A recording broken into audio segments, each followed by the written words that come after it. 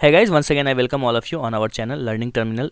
सो इस वीडियो में हम देखेंगे आरसी को रीडिंग कॉम्प्रिहेंशन।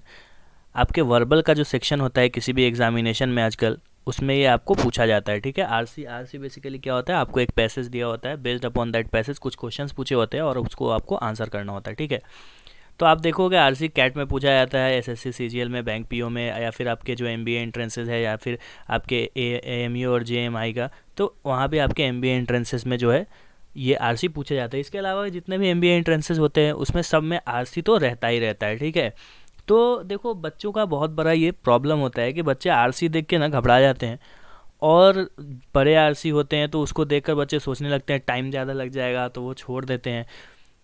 तो उसको कैसे सॉल्व करें, कौन से पैसेजेस को छोड़ना है, किसको नहीं छोड़ना है, ये सारी चीज़ों को हम डिस्कस करेंगे और देखेंगे कुछ पॉइंट्स, इंपॉर्टेंट पॉइंट्स, जहाँ पे मैं आपको बताऊंगा कि कैसे आप जो है वो आरसी को क्लियर करोगे। ठीक है, तो उससे पहले मैं आपको एक चीज़ बता दूं कि आपको जैसे पता है हमारा जो चैनल है वहाँ पे हम जेएमआई और एएमयू एमबीए एंट्रेंसेस की प्रिपरेशन कराते हैं। तो अगर आप चाहते हो एमबीए एंट्रेंस का प्रिपेयर करना जेएमआई एएमयू के लिए, तो आप जो है व्हाट्सएप कोर्स के लिए इनरोल कर सकते हो इस नंबर पर व्हाट्सएप करके। ठीक है, इस नंबर पर आप व्हाट्सएप कर दो, बैचेज ऑलरेडी स्टार्ट हैं, तो जिन्होंने भी अभी तक इनरोल नहीं किया और चाहते हैं इनरोल कराना, तो आप जो है वो इस नंबर पर व्हाट्सएप कर दो। ठीक है, जैसे जो भी पेड स्टूडेंट्स हैं उनके साथ हमने आरसी की लाइव सेशन ली है, वो लगभग 1 घंटे से ज़्यादा की सेशन थी। वहाँ हमने लाइव आरसी के साथ एक्सप्लेनेशन दिया था कि हाँ आरसी को एक्चुअल में कैसे सॉल्व करें। ठीक है, इस वीडियो में हम कुछ पॉइंट्स पे डिस्कस करेंगे कि हाँ कैसे आपको आरसी सॉल्व करना होता है। ठीक है, चलिए तो स्टार्ट करते हैं कि देखो जैसे कभी भी आप जब स्टार्ट करोगे आरसी, जब भी किसी एग्ज़ाम में आपका आता है वर्बल सेक्शन में, आप देखोगे आपको आरसी रहता है। ठीक है, तो आरसी जब आप देखते हो तो आरसी बहुत बार क्या होता है ना, ज़्यादा लंबा होता है, बहुत जगह पे बहुत जो लेंदी होता है ना आरसी, बहुत ज़्यादा ही लंबा होता है। तो या तो सबसे पहले आपका ये आता है कि यार इसको छोड़ दो, करो ही मत, क्योंकि टाइम बहुत ज़्यादा लगेगा।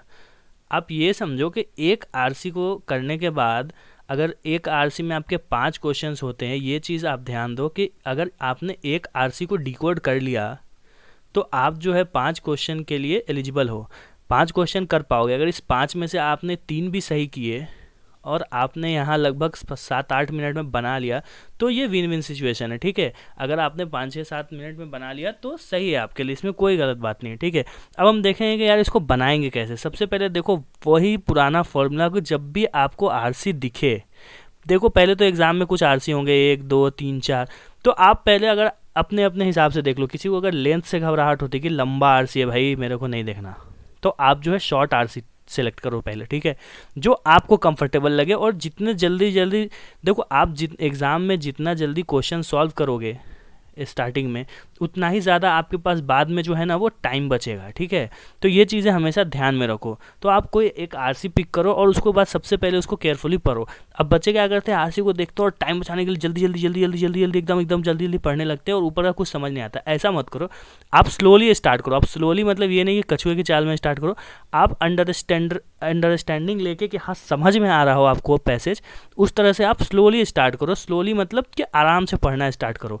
अगर आपको थोड़ा सा उसका जो क्रक्स समझ में आने लगेगा ना कि हाँ क्या कह रहा है ये पैसेज, तो आपकी जो स्पीड है वो ऑटोमेटिकली जो है वो इन्हांस हो जाएगी। ठीक है, उसके लिए आपको कोई दिक्कत नहीं होगी। आप हमेशा ये चीज़ ध्यान में रखना कि कभी भी स्टार्ट आराम से करना और धीरे धीरे धीरे धीरे अपना जो रीडिंग का है वो लेवल बढ़ाते जाना। ठीक है, ऐसा नहीं कि बस धड़धड़ा के पढ़ दो, तो उससे कोई फ़ायदा नहीं। वो हो सकता है आपको आरसी के ऊपर के 4-5 लाइन नहीं समझ में आए होंगे, तो आप आगे पढ़ोगे ही नहीं। ठीक है, तो सबसे पहले आपकी रीडिंग की जो है वो सही स्ट्रेटेजी होनी चाहिए। ठीक है, और रीडिंग का देखो, रीडिंग की कैपेसिटी आपकी हमेशा ज़्यादा होनी चाहिए, तो इसके लिए आप प्रैक्टिस करो, न्यूज़पेपर्स पढ़ो, क्योंकि आपकी रीडिंग की जो स्पीड है वो तो हमेशा हाई होनी ही चाहिए। ठीक है, आपका जो रीडिंग है वो हाई होना चाहिए। ठीक है, तो हमने बात कर ली कि पैसे जब आएगा तो उसको रीड कर लेंगे केयरफुली अपने स्ट्रेटेजी के अकॉर्डिंग। जितना प्रैक्टिस करोगे उतना फास्ट कर पाओगे।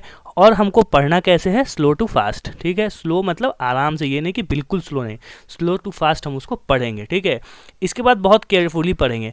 अब दूसरा देखो, हम इसमें चीज़ है कि देखो जब हम पढ़ेंगे ना आरसी को, ये देखो मेरा ये अपना पर्सनल मानना है कि जब भी हम आप आरसी को पढ़ने जाएंगे ना, तो कुछ इंपॉर्टेंट उसमें आपको नाम दिखेगा, कुछ प्लेसेस दिखेंगे, कुछ डेट्स आपको दिखाई देंगे, कुछ इंपॉर्टेंट इवेंट्स आपको नज़र आएंगे कि हाँ किस ज़माने में कौन सा इवेंट हुआ था, कुछ इंपॉर्टेंट आपको टर्म्स नज़र आएंगे। ठीक है, व्हाइल रीडिंग द पैसेज आपको ये सारी चीज़ों को ध्यान में रखना है कि किस पैसेज के किस जगह पे हमने इन सारे टर्म्स को देखा था। लेट्स सपोज एक टर्म आपका इकोनॉमिक रिसेशन है, ठीक है, और क्वेश्चन में आपको कुछ अगर पूछ रहा है इकोनॉमिक रिसेशन से, तो आपके ध्यान में रहेगा कि हाँ भैया ये शब्द मैंने, ये वर्ड हमने ऊपर पढ़ा था। आप डायरेक्ट वहाँ जाके रेफरेंस ले सकते हो आंसर करने के लिए, ठीक है। ये चीज़ आप हमेशा ध्यान में रखना। बिल्कुल ये स्ट्रेटेजी जो है वो आपके लिए काम करेगी ही करेगी। इसके अलावा देखो, जब ये पैसेज आप पढ़ना स्टार्ट करते हो तो पैसेज कभी ऐसा नहीं होता कि बिल्कुल ऐसे ऐसे ऐसे भर के नहीं होता है। पैसेज कभी भी आपको जो होते हैं पैराग्राफ्स में होते हैं। कुछ पैराग्राफ होंगे, फिर दूसरा पैराग्राफ होगा, फिर तीसरा पैराग्राफ होगा, फिर चौथा पैराग्राफ होगा, ठीक है। तो इस तरह से जो है ना, जब हम पैराग्राफ वाइज पढ़ेंगे तो देखो हमेशा आप ना सारे पैराग्राफ का समरी जो है दो दिमाग में रखना, ठीक है। क्या करना है कि जितने पैराग्राफ्स आप पढ़ोगे उसका समरी आपको दिमाग में होना चाहिए कि हाँ इस पैराग्राफ में क्या कह रहा था, इस पैराग्राफ में क्या कह रहा था। आपको क्वेश्चंस बनाने में यकीन करो बहुत ज़्यादा ईजीनेस होगी, ठीक है। क्वेश्चन बनाना बहुत आसान हो जाएगा, बहुत बहुत बहुत ज़्यादा आसान हो जाएगा, ठीक है। इसके बाद देखो हम एक और इम्पॉर्टेंट चीज़ की बात करते हैं कि आप जब सॉल्व करोगे, मान लो कि यहाँ तक तो आप आ गए कि आपने समरी ले लिया, पैराग्राफ ले लिया, इन चीज़ों को दिमाग में रख लिया, अब रीड भी हमने कर लिया, सब कुछ समझ लिया। अब हम जब सॉल्व करने पे आते हैं तो देखो आप सॉल्व जो है वो दो तरीके से कर सकते हो, आप अपने अकॉर्डिंग, ठीक है। दो तरीके से कर सकते हो।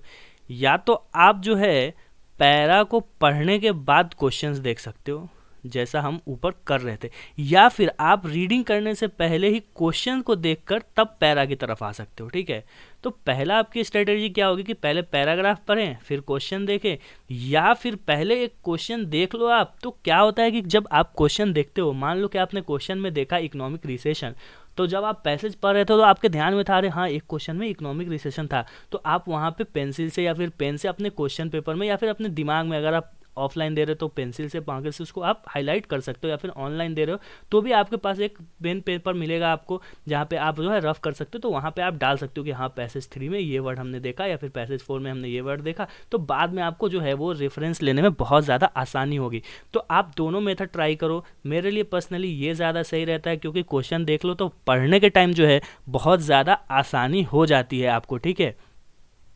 इसके बाद देखो आपको क्वेश्चन आइडेंटिफाई करना होता है। जब आप देखो कोई भी स्टूडेंट, आपको अगर सारा आता है तो ठीक है, नहीं आता है तो एक चीज़ हमेशा याद रखो कि आप ना क्वेश्चन आइडेंटिफाई करना सीखो। जब आप जो है प्रैक्टिस करते हो किसी भी एग्जाम के लिए, लेट सपोज जब आप क्वेश्चन सॉल्व करते हो तो आपको ना समझ में आने लगता है कि मेरे को कैसे क्वेश्चन ज़्यादा सही हो रहे हैं, ठीक है। मान लो आपके टोन है कि हाँ इस पैसेज का टोन है, ये क्वेश्चन ज़्यादा सही हो रहा है। आपका जो है समरी वाला क्वेश्चन है ये आपका ज़्यादा सही नहीं हो रहा है। आपका मान लो कि पूछ रहा है कि सेंट्रल आइडिया ऑफ पैसेज का क्या है, ये वाले क्वेश्चन आपके ज़्यादा सही हो रहे हैं। तो एग्जाम में क्वेश्चन को आप पिक करो कि हाँ ये मेरी स्ट्रेंथ है, ये मेरी स्ट्रेंथ है, ये वीकनेस है, इसको छोड़ दो। अगर समझ में आया तो कर लो, अगर नहीं समझ में आया तो इसको छोड़ दो। क्वेश्चन पिक करना सीखो, ठीक है। इसके बाद देखो कभी कभी आपको वर्ड के मीनिंग पूछते हैं, ठीक है, कि कोई वर्ड होता है उसका मीनिंग पूछा जाता है। तो देखो अगर आपको ऑप्शन में डायरेक्ट उसका मीनिंग मिल रहा है, कोई सिनोनिमस वर्ड नहीं है, मतलब दो ऐसे सिमिलर वर्ड नहीं है, 3 ऑड वर्ड हैं और एक जो है वही आपको सही लग रहा है कि हाँ यही सही हो, तो डायरेक्ट टिक कर दो। फिर आपको रेफरेंस भी लेने की पैसे से कोई ज़रूरत नहीं। वर्ड मीनिंग में ऐसा कुछ भी नहीं होता है। हाँ अगर आपको सिनोनिमस वर्ड है तो आपको फिर पैसे से रेफरेंस लेना पड़ेगा कि हाँ कौन सा वर्ड जो है वो ज़्यादा सही होगा, ठीक है। देखो सारी चीज़ें जो मैं आपको बता रहा हूँ वो आपके लिए बहुत बहुत बहुत ज़्यादा इंपॉर्टेंट है। इन सब चीज़ों को अपने दिमाग में आप हमेशा रखिएगा, ठीक है।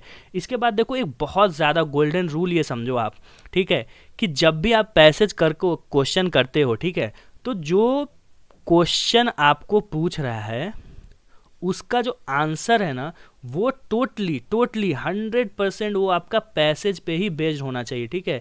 मैंने लाइव क्लासेस में आपको लाइव एग्जांपल भी दिया था कि कैसे बच्चे मिस्टेक करते हैं, ठीक है। तो देखो आपको क्वेश्चन के अकॉर्डिंग ही आंसर देना। आपको अपना कोई भी ओपिनियन या फिर अपनी कोई भी जो थॉट है वो नहीं डालनी है कि नहीं मैं ऐसा सोचता हूँ इसलिए ऐसा होगा, ये बिल्कुल गलत है।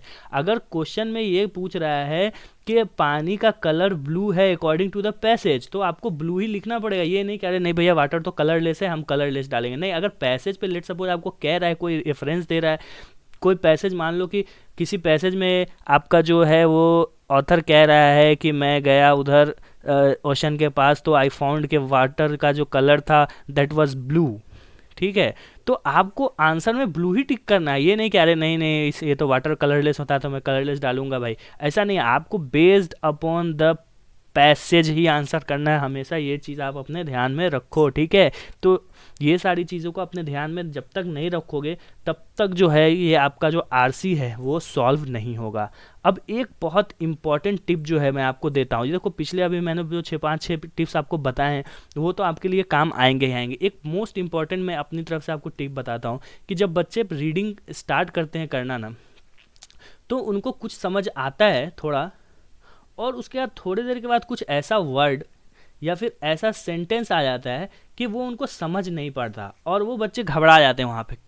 आपको थोड़ा अगर समझ में आने लगा हो और आप किसी पर्टिकुलर वर्ड पे जाकर या फिर किसी पर्टिकुलर सेंटेंस पे जाकर अगर आप वहाँ पे अटक जाते हो, आप स्ट्रक कर जाते हो, ठीक है, आप स्टक कर जाते हो, तो देखो एक चीज़ हमेशा याद रखो कि जस्ट इमेजिन कि ये वर्ड वहाँ है ही नहीं, ये सेंटेंस वहाँ है ही नहीं। देखो ये मेरा पर्सनल जो है, ये एक मेरा जो है स्ट्रेटेजी है।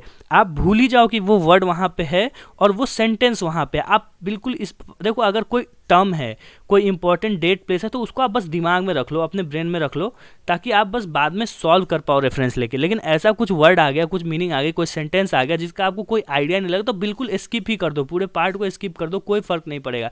अगर फर्क पड़ा भी, लेट सपोज बहुत इंपॉर्टेंट हुआ, जनरली ऐसा होता नहीं कि 1-2 सेंटेंस से आपका पूरा का पूरा पैसेज बन जाए, ऐसा नहीं होता है, लेकिन बहुत इंपॉर्टेंट हुआ तो आपको एक क्वेश्चन जाएगा, लेकिन इस एक वर्ड एक सेंटेंस की वजह से आप बाकी की जो 4 सही कर सकते तो वो आप नहीं करोगे। हो सकता है आप इसके अलावा 5 भी कर लो, कोई फर्क नहीं पड़ रहा। मैंने लाइव क्लासेस में आपको बताया भी था कि सारे के सारे ऑप्शन या फिर सारे के सारे जो आप पैसेज के इंफॉर्मेशन वो इंपॉर्टेंट नहीं होते, मैंने समझाया था अपने स्टूडेंट्स को, ठीक है।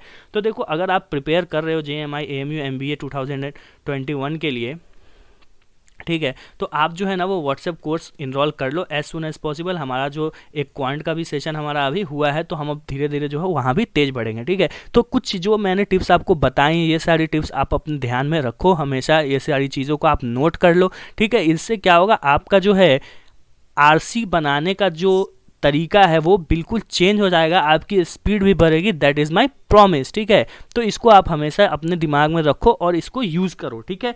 चलो कोई भी क्वेश्चन हो, कोई भी डाउट हो तो आप कमेंट कर सकते हो, मुझे व्हाट्सएप पे पूछ सकते हो, या फिर आप चाहते हो कि मैं इसकी एक ओरिजिनल सेशन दूँ आपको किसी पैसेज के साथ, तो आप कमेंट करके मुझे बता सकते हो, ठीक है। चलो bye bye, till then happy learning.